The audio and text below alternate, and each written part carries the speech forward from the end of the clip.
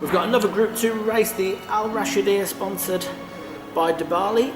It's over 9 furlongs.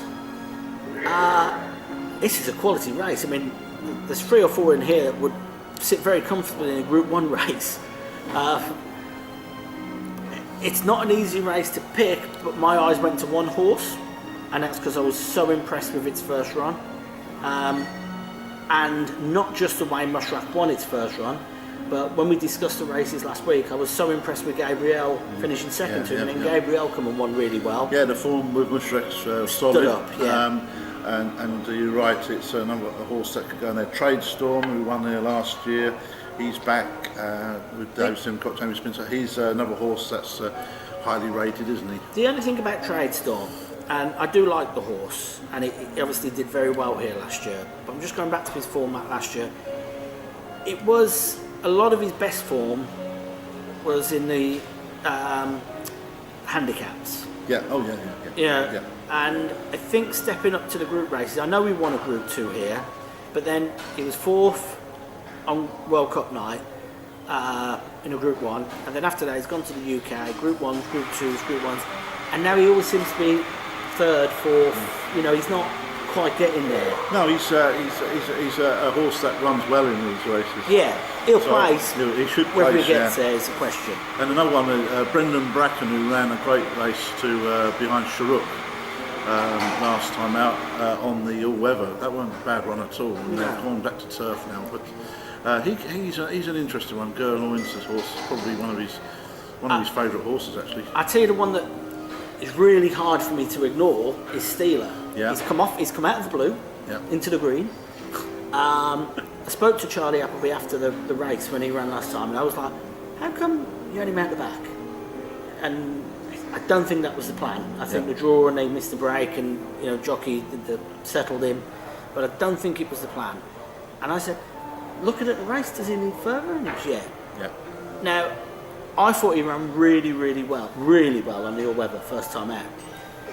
But I switched him back to turf, which to me makes me think, especially after the way Cato Mountain ran, that they might already have their World Cup horse in Cato Mountain. I would have thought so. And they might have to put 2 jockeys on to even the handicap. But the way Cato Mountain run, I wonder whether they've put this here again to have another horse to look at for the Duty Free. Duty Free, yeah, definitely. And his form on turf is excellent. You know, 6 runs, 3 wins, 2 seconds and a third. He could be difficult to beat, but on that, it would pain me to come off Mushrak the way he ran. Well, I'm going to give another horse a big mention here. I'll give another 2 actually. Charlie has also got Maputo running, a horse that ran behind Sirius de Havil's well. He's beaten a long way.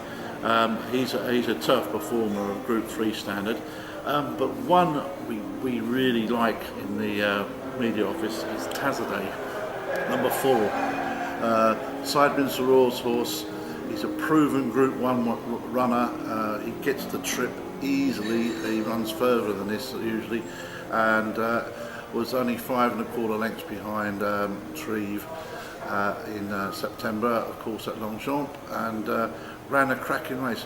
We think this might just be a bit short for it, but we think this could be a Dubai World Cup horse as well. I tell you what put me off him a little bit is most of his best form is on soft or good to soft. Yeah.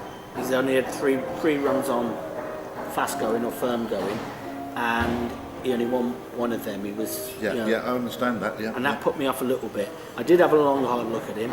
I also think, Sam, as you, this might be a little bit short for him. It could well be. I'm gonna do it. I think it's. I think it could be one of their better horses. Yeah. And it interests me that they've come straight into this sort of race. So for that reason, I picked him up. But I would not criticise you at all for picking Mushrak at all. Okay, well, I'm going to go for Mushrak to beat Steeler. You're going to go for Tazaday to beat Mushrak. Okay, so there you go, race number 5. We still have no idea what we're picking.